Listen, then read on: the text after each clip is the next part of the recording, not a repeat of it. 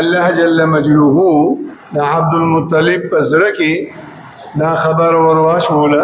چې د دې بچی نوم کې دا عبد الله ځکه چې دا د چا پلار جوړېدو والا دی عبد الله اسلامی نوم دی او د مفهوم په لحاظ سره د توحید نوم دی او د الله جل جلاله په بندګانو کې الله ته د ټولو بندګانو د نومونو نه فخر نوم دی د صحاح ستو حدیث دی احب الاسماء الى الله عبد الله وعبد الرحمن د بندگانو په نومونو کې الله ته د ټولو نه خوښ نومونه دوه دي یو عبد الله دی او بل عبد الرحمن دی دا الله جل مجلوه دوه قسمه نومونه دي یو اسم ذاتی او بل صفتی نومونه ذاتی نوم دا الله جل جلاله لفظی الله دی او دا امام ابو حنیفه رحمه الله قول دی چې لفظ الله دا اسم اعظم دی او حدیث کی راځي چې دا الله کم بنده دا الله نه دا هغه د اسم اعظم په وسیله دعا واری نو الله پاک ضرور قبله او دا الله جل جلاله صفتی نمونه ډیر دي دا الله پاک صفتی نمونه ته د قرآن او د حدیث په جبه کې وایي اسماء حسنا کلی نمونه اسماء مانا نمونه او حسنا مانا کلی اسماء حسناو کې بیا پټول کې اول نمبر او ټول کې افضل صفت هغه رحمان دی د دې وجه مسله دا چې لفظ الله نوما مخلوق دی خودل حرام دی او دا الله جل جلاله په اسماء حسناو کې نور نمونه خودی شي رحیم کریم رؤوف شفیق لیکن دا رحمان لفظ هغه چاته نومه نشي خودی چې دا شانم عبد الرحمن نو رحمان به ورته نه وایي عبد الرحمن بابا ته رحمان بابا نه وایي عبد الرحمن بابا به ورته وایي سړی به ګناهګاریږي قرآن کریم کې الله وایي قل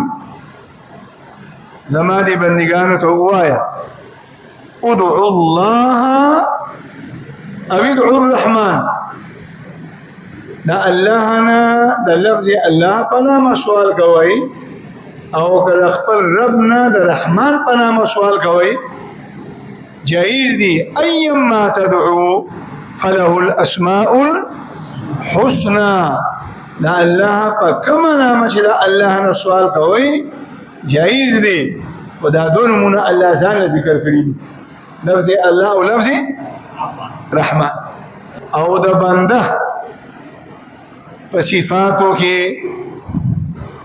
د ټولو نه اوچت صفت کوم دی عبد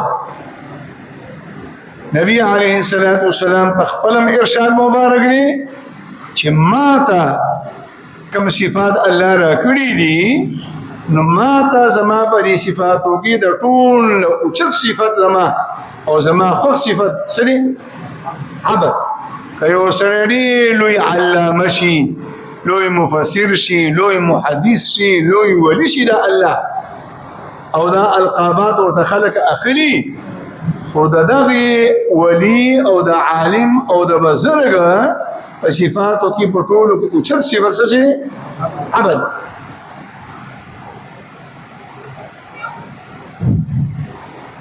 دې وجه قرآن کریم کې چې چرته الله پاک د نبی علیه السلام د لوی معجزات او ذکر کړي دي نو الله د پیغمبر نه تعبیر کړي دي په لفظ ده عبر سره تبارك الذي نزل الفرقان على عبده سبحان الذي أسرى بعبده نو پدیدون منو کی عبد الله کی د بنده په صفاتو کې پټولو کې اوچت صفات راغلي دي او د الله پاک په نومونو کې د ټولو نه اوچت نوم راغلي دي نو ځکه د الله د فخر عبد الله او په عبد الرحمن کې دا بنده په صفاتو کې اوچت صفات راغلي دي او د الله جل جلاله په اسماء الحسنا کې چې کوم اول نمبر صفت د رحمان اغراغلي سنت طریقه هم دغه ده چې خپل زامنو ته لونو ته کشرانو ته با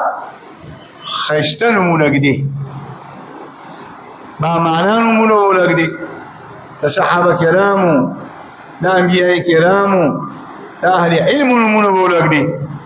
علماء کرام لیکي چې دا کم نومه کم مفهوم او کم معنای د دغه نوم د دغه معنا سناس اثر الله پاک هغه کس کې ضرور اچي چې چاته دا نوم یې خودلی شي او حدیث کې راځي احسنوا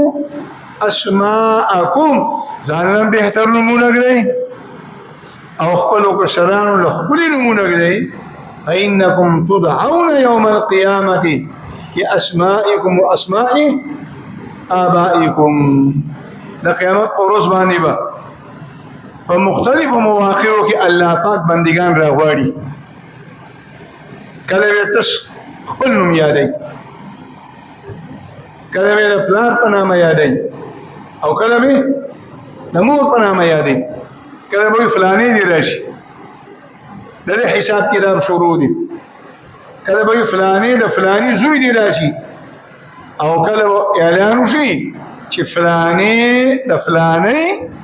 بچی دی راشي چې د سړي خپل نوم خي او د بلار نوم خي او د قیامت په ورځ باندې د 1,24,000 انبیاء کرامو په مخ کې او د تمام انسانیت په مخ کې د خپل او د پلان د خپل نوم واغشتلی شي سړی به خوشحاله شي او چې نوم دې په خپل به خوندې او یادې د پلار نوم به خوندې دنیا کې به شرمېږي سکولونو کې ماشومان ورپورې خاندي چې یادې کار جوړوي او نوم به خوندې یا د پلار نوم به خوندې تپوس کې هلکه څه نوم دی نشي ویلی هلکه پلار نوم یې څه دی چې نوم یې به خوندې نشي ویلی شرمېږي